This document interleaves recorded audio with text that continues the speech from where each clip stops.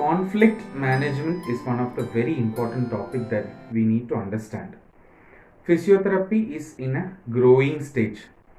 If we are involving with any of the conflict during this period of time, definitely it is going to affect the growth of our profession. We need to maintain a very good rapport within the physiotherapist as well as the other healthcare professionals. See, there is no 100% solution for no conflict.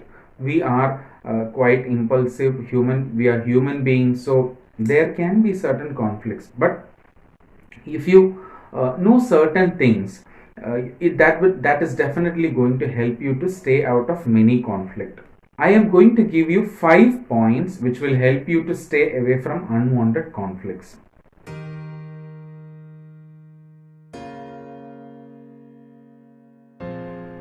First is maintain proper communication. Maintaining proper communication is definitely a very good solution in saving ourselves from lot of conflicts.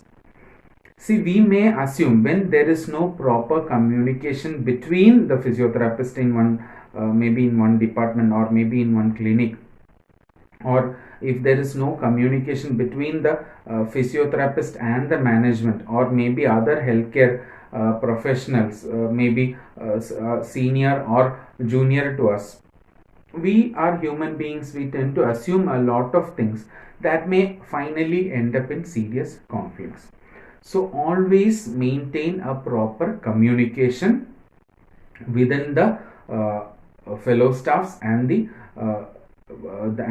at least the HODs of other departments.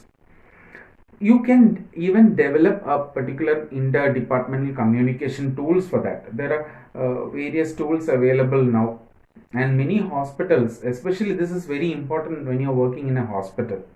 See, many hospital themselves, the management themselves take initiative for maintaining good communication between the departments. So that should happen.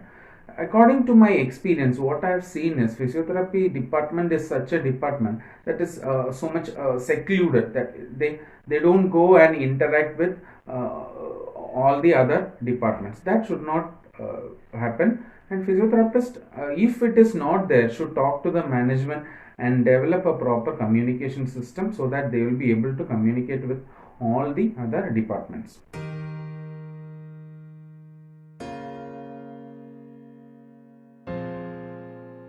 The second thing is learn to respect the fear of others. Every responsible professional will be having a certain element of fear. So you please learn to respect the fear of others. I am trying from a long period of time to eliminate 100% of my fear, but it's not possible. There are many in YouTube itself, you will find many solutions for eliminating the fear and all.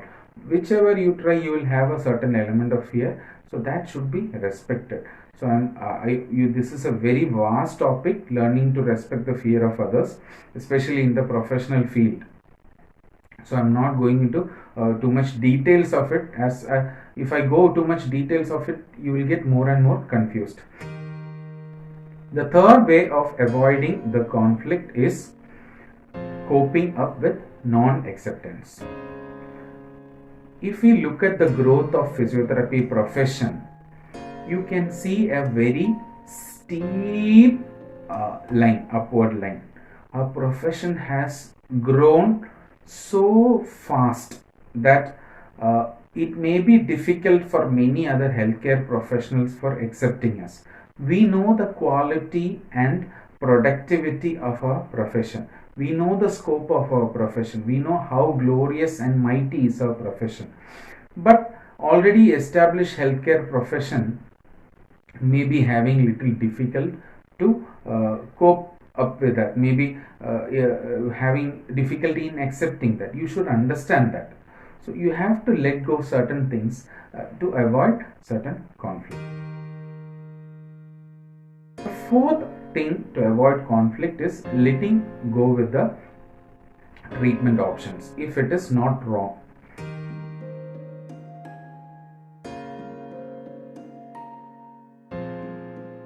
definitely we may be having a better solution or a better treatment than maybe some other healthcare professionals.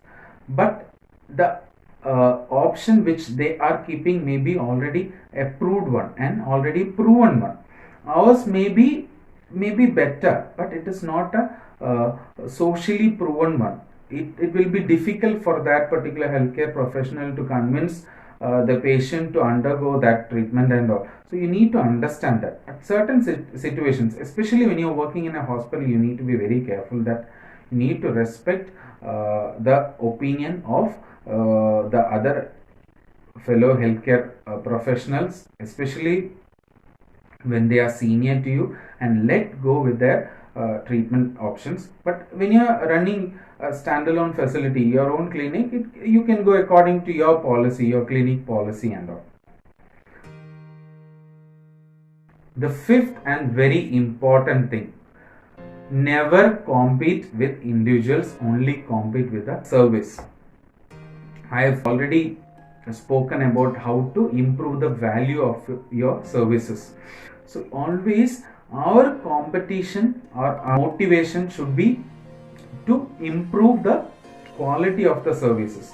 You need to compete with the quality of the service, whether it is from your profession, whether it is the service of people from your profession itself, or maybe some other healthcare professionals. Always compete with the service, not individual. This will definitely help you in avoiding many of the conflict. If you are competing with the services, personally you may not be keeping any kind of grudge or any kind of things like that. Maybe the other person may be keeping many grudge against you. Maybe the other person may not be able to view this particular thing in a professional point of view. You may not be able to do anything about it. But you should behave as a 100% professional in accomplishing that. So I wish every physiotherapist to grow in such a way that there are very minimal amount of conflict within ourselves and within the entire healthcare community.